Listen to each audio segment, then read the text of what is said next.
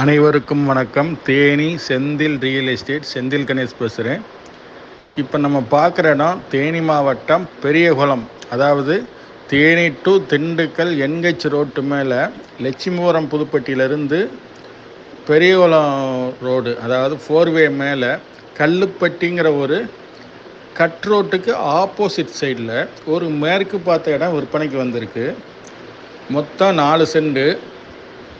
Frontage பார்த்திங்கன்னா 40 அடி, ஒரு 38 அடி, ஒரு 50 அடி, 51 அடி, மொத்தம் 1750 சதுரடி இடம் விற்பனைக்கு வந்திருக்கு. இடம் என்ஹெச் ரோட்டு மேலே இருக்குது, மேற்கு பார்த்த இடம்.